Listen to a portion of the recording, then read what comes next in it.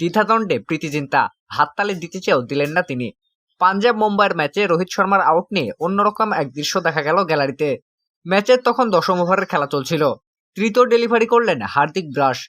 পাঞ্জাবের ভারতীয় বোলারের বলে শট খেলতে গিয়েছিলেন রোহিত, তবে ব্যাটে বলে ঠিকঠাক টাইমিং না হয় তার বল উঠে গেল শূন্যে। লম্বা দূরত্ব দৌড়ে এসে সেই বলটি তালুবদ্ধ করেছেন নাহেল বেদেরা।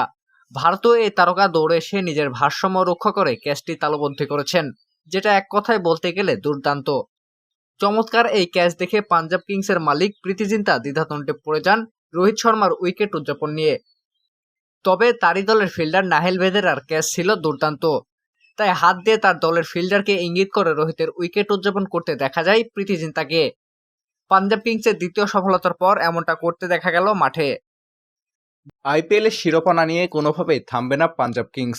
প্লে অফে নিজের শেষ ম্যাচে মুম্বাই ইন্ডিয়ান্সকে হারিয়ে আবার পয়েন্ট টেবিলের শীর্ষস্থান দখল করে নিল পাঞ্জাব। মুম্বাইয়ের ব্যাটাররা পাঞ্জাবের বোলিং লাইন আপের বিপক্ষে ধুকে ধুকে ব্যাটিং করলেও পাঞ্জাবের ব্যাটসম্যানরা মুম্বাইয়ের বোলারদের গুণেননি। প্রিয়াংশু আর্য এবং জশ ইংলিশ এই দুইজন ব্যাটসম্যানই উড়িয়ে দিয়েছে মুম্বাইকে। তাই তো দলের এমন সাফল্য দেখে হাসি মুখে উল্লাসে মাতলেন প্রীতি জিন্তা।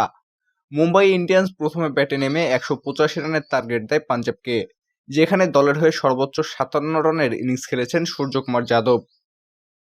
185 রানের এই টার্গেটে ব্যাটিং করতে নেমে শুরুতেই পাঞ্জাব একটি উইকেট হারায়। প্রভ সিমরন মাত্র 13 রানেই আউট হয়ে যান। তবে প্রিয়াংশু আর্য ও জশ বাটলার এই দুইজন ব্যাটসম্যানই মুম্বাইয়ের জন্য যথেষ্ট ছিলেন। প্রিয়াংশু আর্য আউট হন মাত্র 35 বলে 62 রান করে এবং জশ ইংলিশ 42 বলে 73 রানের ইনিংস। পাঞ্জাব কিংসের হাতে এখন আছে দুটি সুযোগ, তবে তারা অবশ্যই চাইবে না প্রথম কোয়ালিফাই জিতে সরাসরি ফাইনাল নিশ্চিত করতে। অপরদিকে মুম্বাই ইন্ডিয়ান্স প্লে অফের পয়েন্ট টেবিলে চতুর্থ স্থানে থাকায় এখন তাদের খেলতে হবে এই লিমিটেড ম্যাচ, যে ম্যাচে হারলে সরাসরি বিদায়ের ঘন্টা বাজবে মুম্বাই ইন্ডিয়ান্সের। বাংলা নিউজ লাইভ, রিফাত সরকার।